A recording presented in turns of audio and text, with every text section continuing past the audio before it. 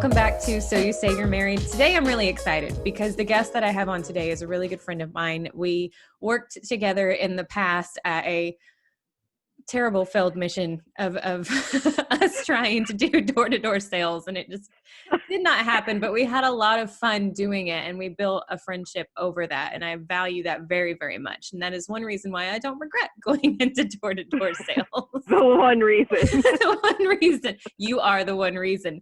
So this is Bethany Monticelli, and she is the owner of Lost Creek Cabins out here. She's actually local to me, if you hadn't already figured that out.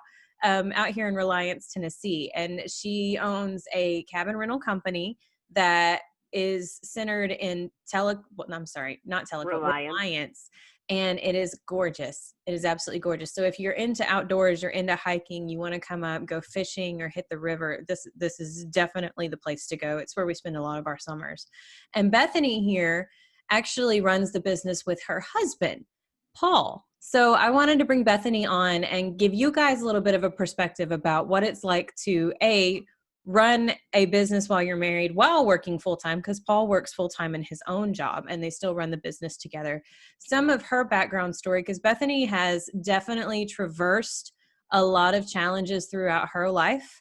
And I know she has a lot of valuable advice to offer you guys. And plus she's just an absolutely delightful human being. So with that being said, I'm going to toss it over to Bethany, let her introduce herself in her own words and tell you a little bit more about the cabins. So Bethany. Hi. I like the way you introduced me because I don't know that anybody's ever called me a delightful human being. So we're going to stick with that. Hi, I'm Bethany, the delightful human being. That's going to be your super on the show down at the bottom. Delightful human being. Yes, I'll take it. So yeah, I do work with my husband. He actually does not have a full-time job anymore, just so we're, super honest and clear. He was a real estate agent and decided earlier this year to leave that since it was costing more money than it was making. Yeah, we know how that goes. Focus on the cabins. So yeah, we are both full-time cabin extraordinaires. So you guys decided to jump into the cabin rental business kind of on a whim accidentally. You weren't really looking to buy a business or do anything like that. So tell us a little bit about the story behind getting on with Lost Creek Cabins. 100%. So it was my husband's birthday and we had kind of gotten used to like renting little cabins, within like an hour or two from where we lived when we were in Atlanta. And, his birthday fell on like apple picking festival, which is kind of a big deal in North Georgia. Mm-hmm. Okay. So like every cabin was booked. So we just kept on like backing up Google Maps to, go further out and further out and further out. And so he finally found one and it was, in good old Reliance, Tennessee, which, mm-hmm. no one in the entire world has ever heard of.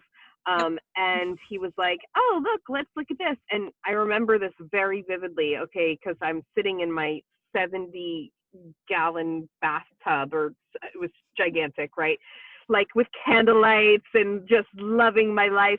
And he walks in and he's holding this laptop and it's the website for the cabin rentals. And he's like, look, it's for sale. And I went, no, bye now, and he just had this little idea that somehow that, we should go rent it, and not only just rent it, but like look at it to buy it, which, is a joke because who does that?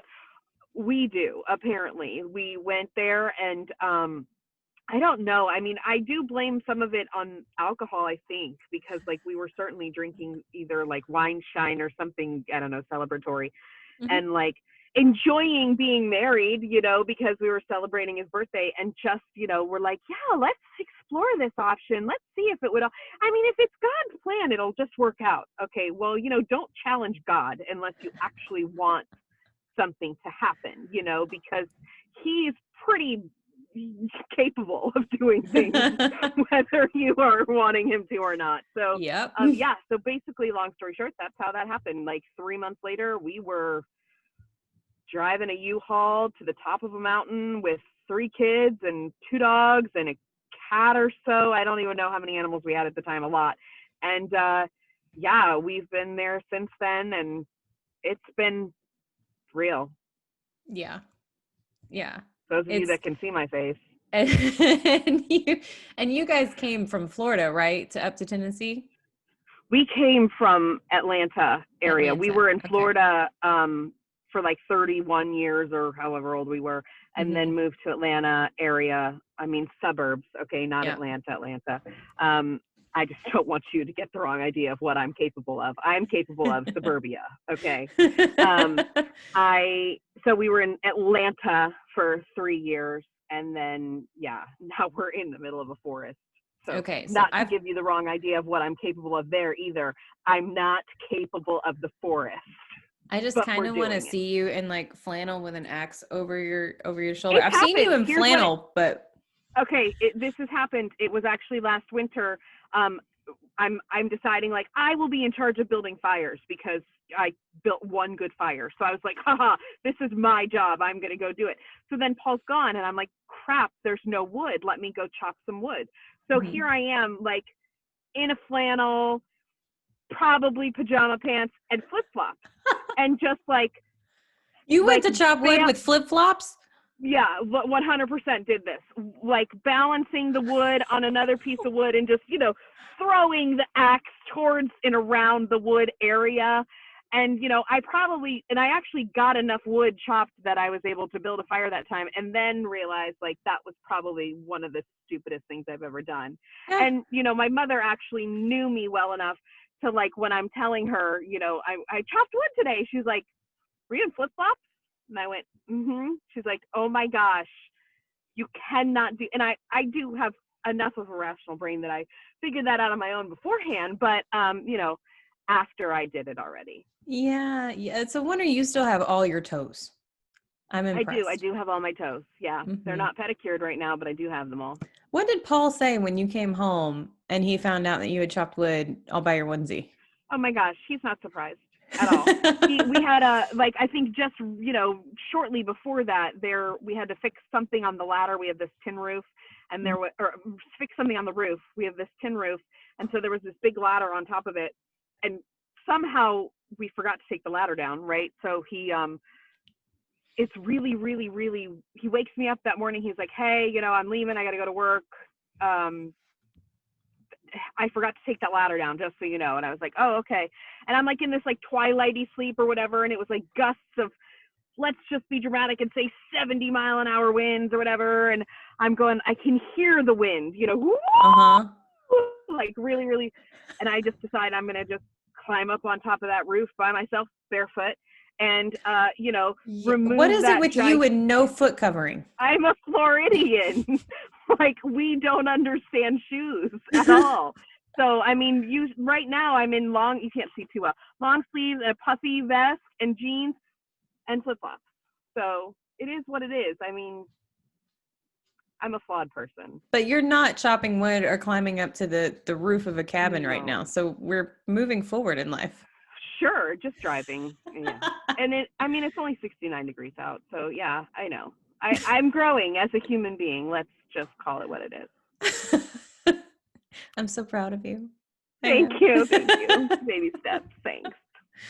Okay, so you and Paul have been doing this cabin rental business together. Now you're doing it together full time. So you don't even have a distraction of you trying to make something work or him trying to make something work. You guys kind of jumped into this all the way. What is that like now?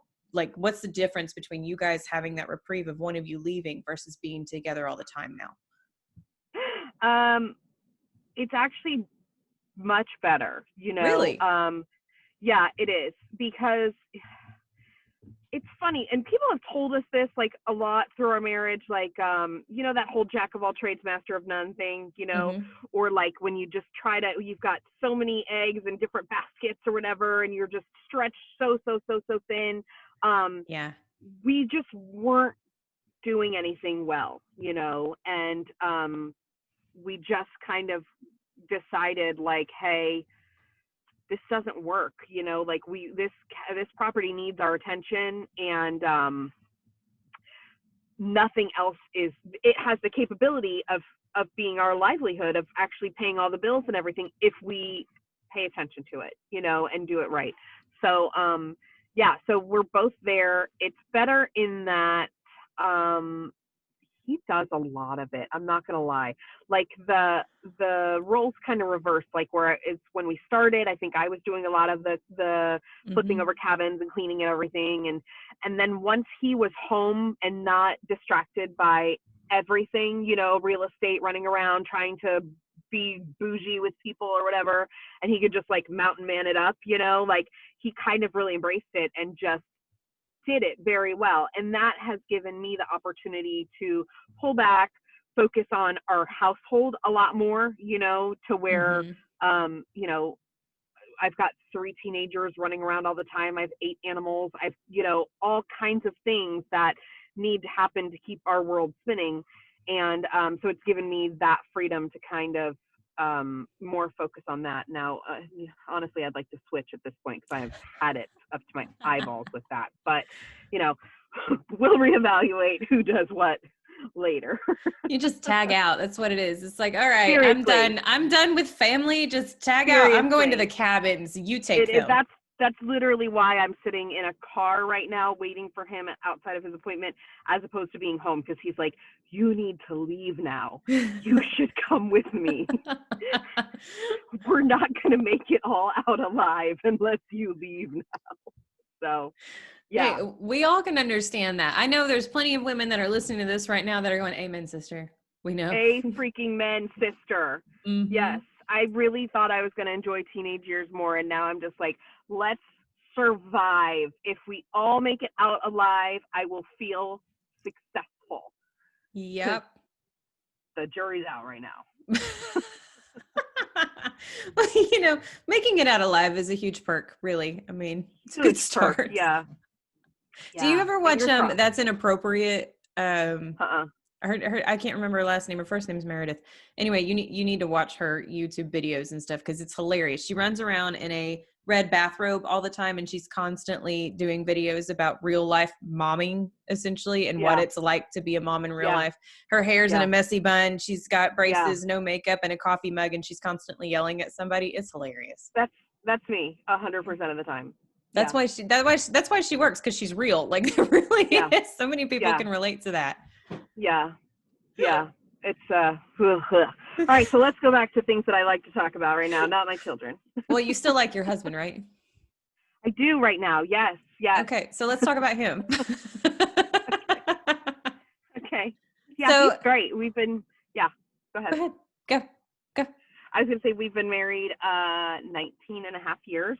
And we started dating when I was 16 years old and he was 18. And then got married when I was 19 and he was 21. So wow. So technically high school sweethearts. I don't know what the technically, you know, I don't know what makes a high school sweet. We did go to the same high school. We did not date while he was in high school. It's blurry. It's a definite strange. Like, I know you're going to ask me, like, how did you meet your husband? And I don't know. Like, we were just around in similar circles. So I think the technical answer to when did we or where were we when we met is Ruby Tuesdays, I think. But it's a very long, weird, complicated story. And we were just magnetically drawn to each other at some point and whatever. That's all that matters. As long as you guys found each other and you stuck, that's all that matters. Yeah, we stuck. We're sticking. So what are some of, like, you know, you're doing this with the kids, you're doing this with the cabins. You guys, I know personally, just through our short few years of knowing each other, you guys have definitely had some roller coaster moments and stuff. So what would be some strengths and challenges that you would be willing to talk about to people to kind of give them some affirmation that they're not alone, and then some advice you would tell them to overcome some of those strengths and challenges? Sure. Let's start with advice, okay, I guess, because I always like to tell, you know, young people and love and everything like that. You know, a lot of people like to ask me, like, oh, what's the secret to being married, you know, 20 years or whatever. And I'm like, marry the right freaking person, okay? Yeah. Like, you can't marry the wrong guy. Like, and I knew at 19 years old that this was my guy. And I know you feel that way about Colby too. You know, like, you just knew that was the right guy. You know, we were magnetically drawn to each other. We had chemistry. We laughed all the time. We could not be apart. We broke up for a year and a half, and we could not be separated. So we tried. So if you don't have that to begin with, I don't know how to talk you through that. You know what I mean? Like, I've had a lot of friends like go through difficulties in their marriage, and I have that to fall back on and go like, I knew beyond a shadow of a doubt from the beginning that this was my guy, you know?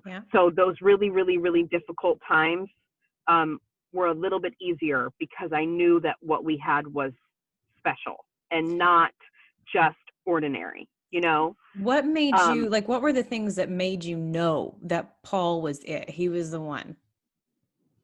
I don't know. I just don't. There was just something about us. And I hadn't really dated before. I had like one, so like, I know a lot of you are rolling your eyes right now.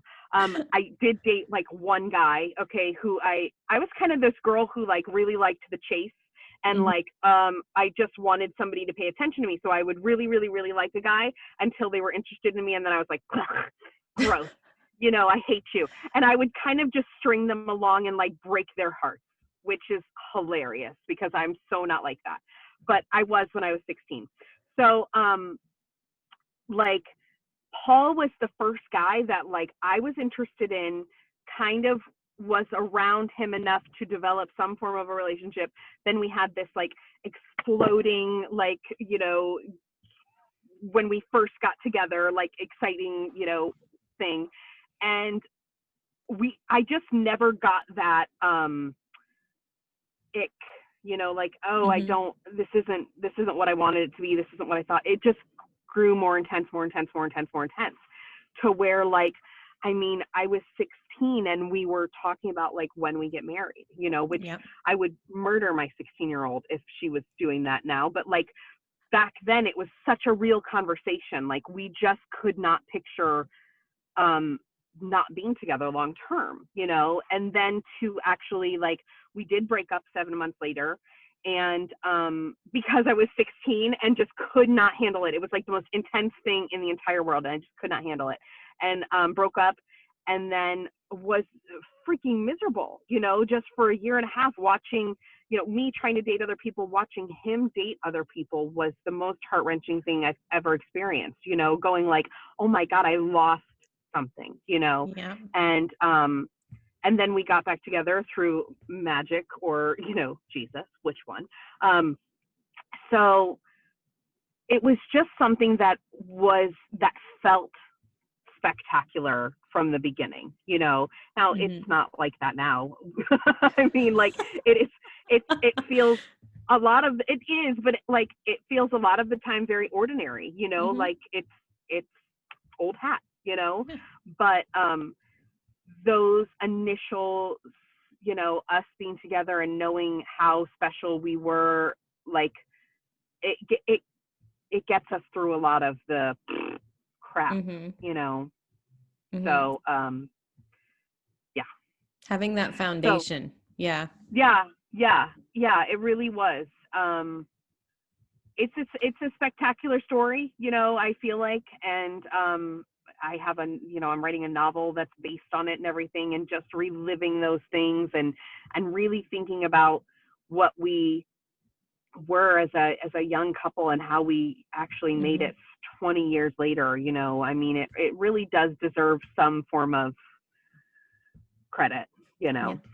So that's always my advice to young people, you know, or whoever is, you know, if you're in a relationship wanting to get married, is you'll know if you can't live without that person, like, you will know that's your person. If there's a doubt in your mind, I just, 20 years later, I would say, don't, you know, like, who cares if you paid for the cake? Like, it's marriage, you know. If you have doubts and you have feelings of like, gosh, am I doing the right thing? Don't, you know, because you know when it's right, you really do. And then my other, you know, big advice is, if you don't want to get a divorce, don't, you know, don't get a divorce. You're the only one in control of that. You know, like, we've definitely wanted a divorce. I mean, last month we were sitting there going, let's talk divorce, you know, but because we're willing to be honest about that and like talk things through, we both look at each other and go like, well, no, we don't want to do that. Like, that's not what we want in life, you know? But you're the only one that's in control of not getting a divorce. You're the only one that can say, no, I'm not going to do that. So if, again, it's kind of like me in the cabins. If you tempt God and just like throw it out there and go, well, if it falls into place, like divorce can fall into place, you know, you pay for a lawyer. It just happens, you know, like the paperwork gets pushed through and eventually you're signing something that you don't really want to sign. So you don't have to do that. You know, like that's my biggest thing. Don't marry the wrong guy. Don't get a divorce. You know, don't rush into it. Yeah. Don't act hasty about anything, for sure. You know, we were just like, literally, we were just in a last month. It's been a really rough month just for our household. But we were having a huge argument and, you know, talking about divorce or whatever, and obviously decided like that's not for us. And then we were laughing about it later on, and like we were just like, Paul would have had to write one check. Like he would have called an attorney, and the attorney would have had to go, oh, that'll be a blah blah $1,000, and he'd be like, can we just go on vacation and fix our marriage? Like that's what we would do, you know, if it all came down to we hate each other, we need to leave each other, we can't see getting through this, you know. It would take one person going like, well, it's going to cost a lot of money, and we'd be like, well, let's go on a cruise, or let's go to Europe and figure ourselves out again, figure out how we got here to begin with, why are we married to start out with, and you know what went wrong along the way. Because I know I'm a different person when I'm not at home with kids and animals and everything. Like when we're out and about and just together and like, you know, or on vacation, we take a quick weekend to Florida or whatever, like I'm a different human being, you know. It really brings me back to like, oh my God, I do like being married. I do like just being us. I do like, you know, I'll check a wow, you know, like I like everything. Like I have a good time. I'm a fun person. So, you know, I don't know. Did we get off subject completely? No. And I love what you said just now about it could take one check. You could put a price tag on divorce, or you could put a price tag on fixing your marriage. Which one are you going to have more 100%. fun with, and which one is cheaper, you know? Yes. And which one are you going to get the most benefit out of at the end of the day by the time they're both done? I love how you put that comparison out there, because so many people think that they're trapped in a corner and they're like, okay, I have a conflict, I have resistance, I don't know what to do, because a lot of us don't know how to handle that now. We haven't been trained how to handle conflict or resistance or to talk things through. So they immediately jump to divorce when it's really not what they want. They want to resolve it, but they don't know how. Go on a vacation together. I love how you said that. Just go on a vacation together. Spend the money you would have spent doing something you're going to regret and go do something you know you're not going to regret. And do it with your spouse. Or at least earn your divorce. You know, I say that a lot to other people also. Like if you're really, really, really considering this, you know, ending your marriage, ending your family, changing your entire life, earn it. You know, like make sure that you put in the work that 5 years down the line, when your kids are mad at you and having to go to 6 different holidays, you know, that you can look at them and go, I did everything I could, you know, I tried my hardest, your dad tried, we just did not work anymore. And we decided it was healthier to be separate, you know, and there are definitely cases like that. But oh my God, earn it, earn your divorce, you know, really. Yes. So we haven't earned our divorce. You know, we get to the point where we're, you know, we make up and we laugh and we get to know each other again. And when it all comes down to it, he's the only person I really like in the world. You know, like he saves me from my children who just are trying to kill me all the time. You know, like he's the one guy that, you know, he's the person that's not, he's my person, you know, and that doesn't come that easily in life, you know, like even your best of friends, they can come and go, things can happen, you can move away, they can move away. But like when you have a person, it's worth some time and energy and effort and money or whatever has to go into it, you know?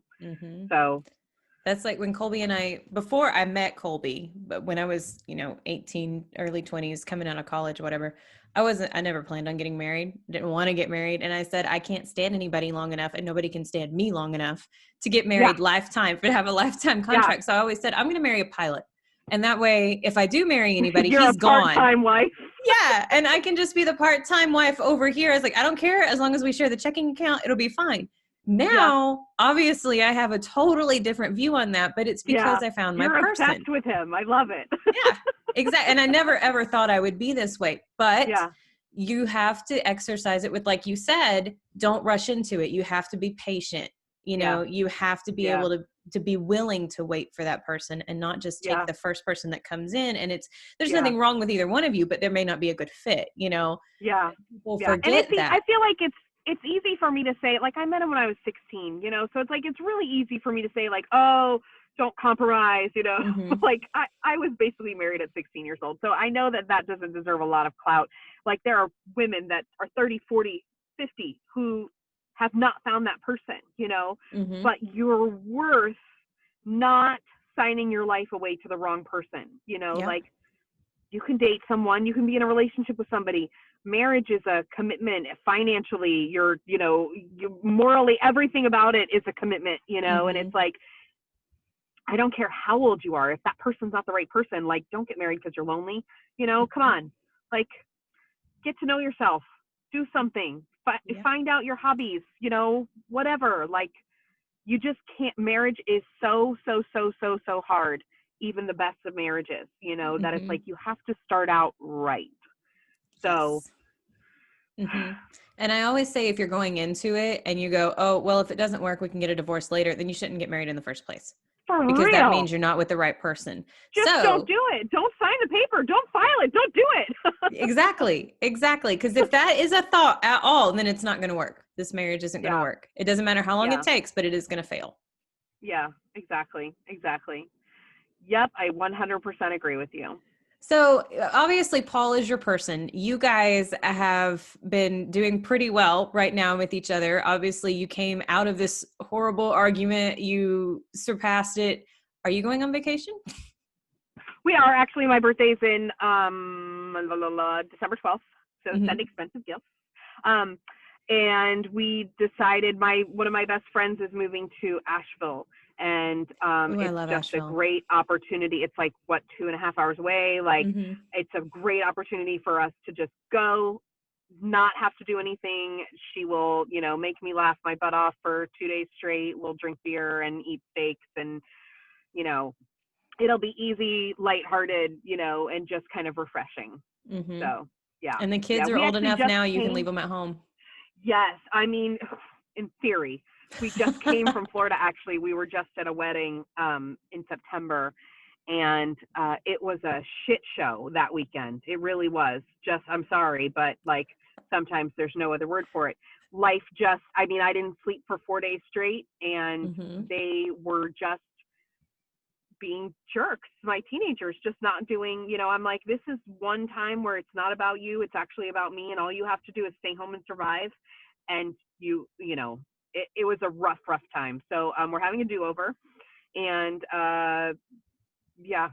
if they don't come through for me, I don't know. I don't know. They just have to stay at home, behave.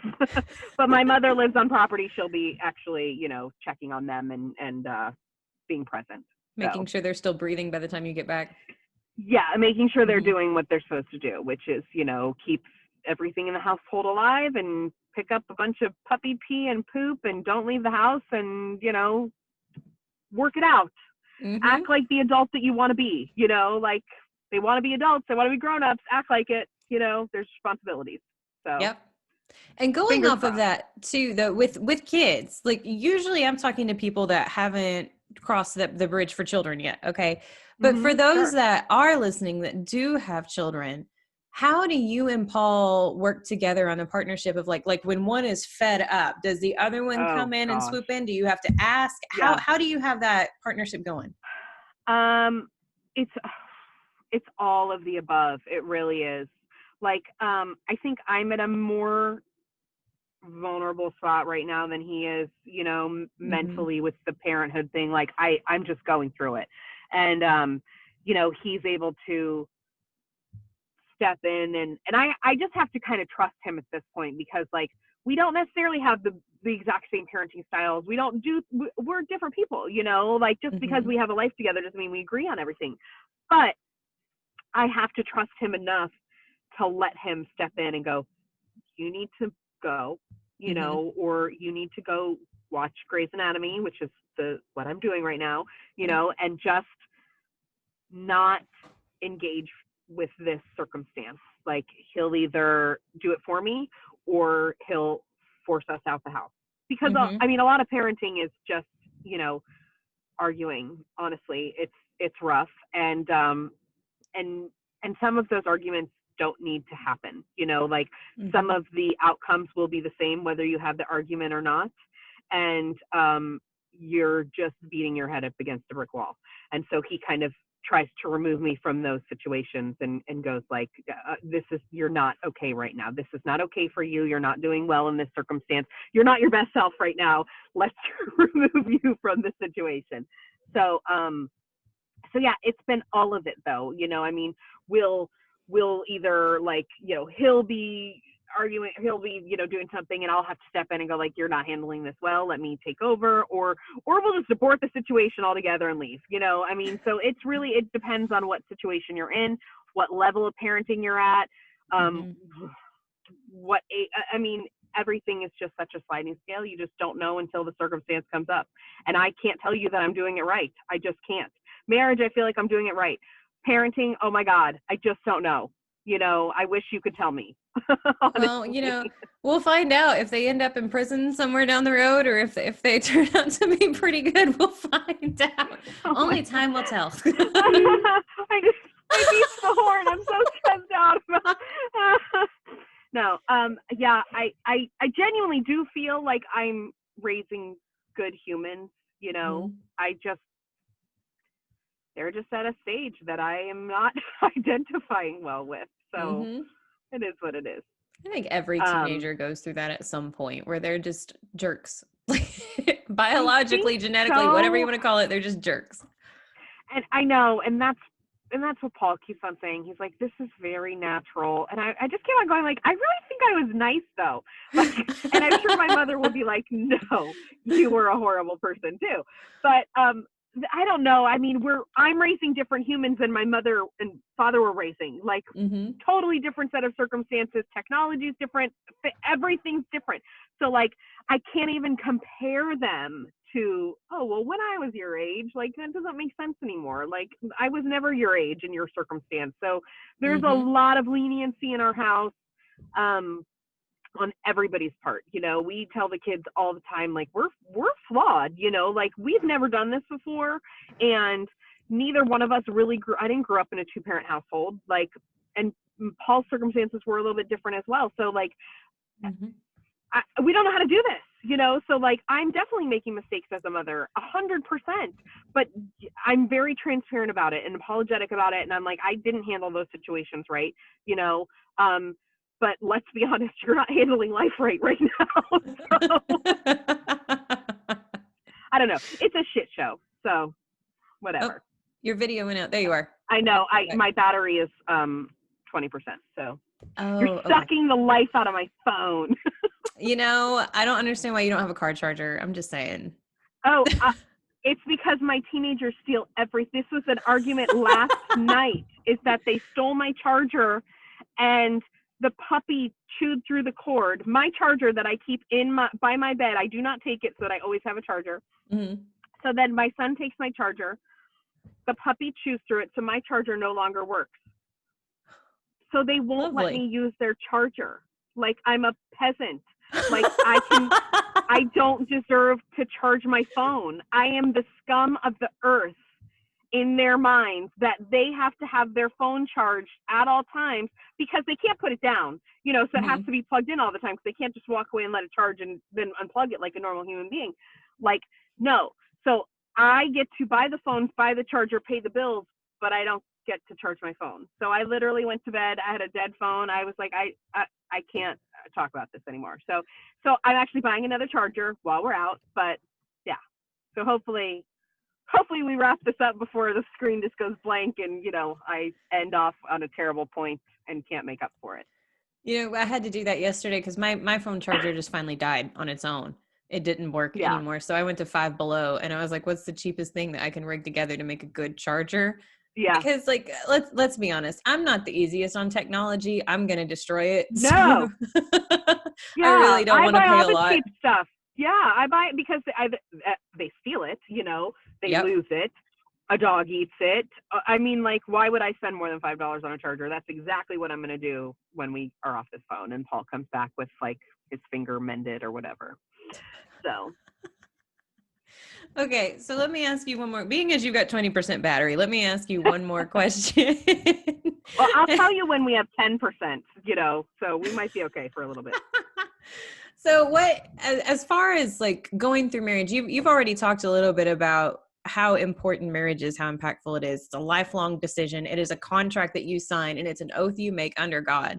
And let's be honest, people, marriage is a religious institution. Otherwise, there would be no point of marriage in general. The point that made it was an oath under God. That's how it got started. So there's the legal document aspect of it, and then there's the oath under God. Exactly. Yeah. Right. So I'm sorry if I upset anybody, but it's the truth. It's the history of the ordeal. With that being said, though, what does marriage mean to you, and how has that evolved over the years? That's a rough question. I'm here to make you earn your keep. Thank you. What am I getting paid for this? A charger? Yeah, that's Let me think. So when I grew up in the church, okay, boy, this is a weird question. And the sanctity of marriage, is just beaten in your head, okay? So I grew up like that, where marriage is everything you're just, however, I have divorced parents. So like, whatever. We went into it with a very, very like, religious heaviness, I would say, weight, of like, we were in it. And then, as the years went by, I was kind of in it out of spite, because I was like, I will not get divorced because I came from a divorced family, and Paul's parents were, it's a very long story, but it wasn't great. And I kind of was just like, I want to win, like I want to win, I want to beat everybody. So like, I kind of, those middle years was like, we'll say spiteful. I just want to win, so I'm not going to get a divorce, whatever. Now I've watched a lot of my friends go through divorce. I have a lot more grace towards it, like, I know that Paul and I are still married because, again, we married the right person. A lot of people don't make that decision. So I don't get to live other people's marriages for them. No matter what I say, no matter what I do, no matter what marriage I have, it does not mean that other people have that marriage. And so I feel like it really does deserve a lot of grace, because if Paul and I have become, this close to ending our marriage, but we have all of the history and all of that, beautiful whatever memories that make us know that we're the right people for each other. Other people don't have that, and it's okay, like, I feel like divorce is, we live in a completely different world than I grew up in, than you grew up in, than our parents grew up in. And this world right now needs grace with people. It really does. Yes. In their lifestyle choices, in their political choices, in their religious choices. Like, there's so much information, false information, real information, and people are so quick to label and make decisions, and we all just need to kind of take a step back and go, you don't have to do anything quickly, and no matter what that decision is, it deserves some grace. So as much as I value my marriage, and how far we've come, and I genuinely can say that I feel like we're going to be married to each other for the rest of our lives, I do believe that we all are just doing the best we can, so as long as you earn your divorce, or you know, don't act hastily or whatever. Like, it's everybody's own journey, you know. I would love to say that I could talk people out of getting divorces, or you know, ending their marriage, or cheating on their husband, or whatever, you know, but time has proven that I can't do that. I mean, I've really gone through it with a lot of friends, and the result has been bad, you know. A lot of the time it works out and they're happy and whatever, but you know, a lot of the time it is what it is, and that's not my burden, and it's also not my place to judge it, you know. So I don't know that answered that question at all. Not really, but it's okay. I honestly don't remember what the question was. There was a lot of good, impactful stuff in there, so we're going to roll with it. Okay. Thank you. So part of the reason that I wanted Bethany on was, one, because I knew she was going to offer some wonderful perspectives, but two, I wanted to give you guys, as you all know, as you're familiar with, you've already heard Dr. Mike and you've heard Pedal Java. Bethany is also part of this Christmas series where I am trying to showcase locally owned businesses that have been affected by COVID on things that you can use them for, you know, support them for, use them for is the wrong word, support them for Christmas.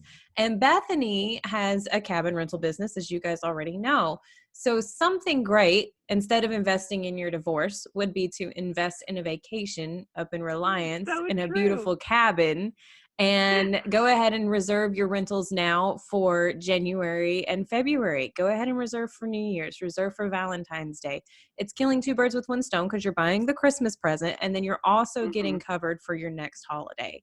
Plus you're getting a vacation out of it in some gorgeous Tennessee mountains with some delightful hosts. So you really can't go wrong anywhere there. Right? Delightful. You know, it's funny that you're saying that, because like I picked up the term delightful from working with you. You're the reason that I say this word, just so you know. Yeah. Okay, Paul just got it back in the car. Oh, hi, Paul. Hi. So we're just wrapping up. Bethany, go ahead and tell us if people want to follow you on any sort of platform. Like you said, you're writing a book. If you have a blog or somewhere that they can stay updated on their books, or where they can find you on the cabin rental business, tell everybody where they can find you. Yeah, it's lostcreekcabins.com, Lost Creek Cabins on Facebook. We're not so good with Instagram. Call, you know, its website. It's super, super easy to find us. If you Google us, we're there. We're at the top of the list. Our phone number is 423-781-1140. Definitely you can mention this podcast, and you know, I'm sure to give you a discount. So yeah, I mean, we're very easy to find. Lost Creek Cabins, Reliance, Tennessee. And all of that's going to be listed in the show notes below. So if you guys want to call her, want to contact her, look at pictures on the website, you can click on the links below and it'll be sure to take you everywhere that you want to go. Follow them on Facebook. Tell all your friends. Rent a cabin. Exactly. Bethany, thank you so much for your time and for coming on board. I really appreciate it. And it was very good to catch up with you again. You're welcome. Let's do lunch soon. Yes, actually, we need it. Don't hang up after we get off of this. We'll figure that out. Until next time, guys, we'll talk to you soon. Bye. Bye.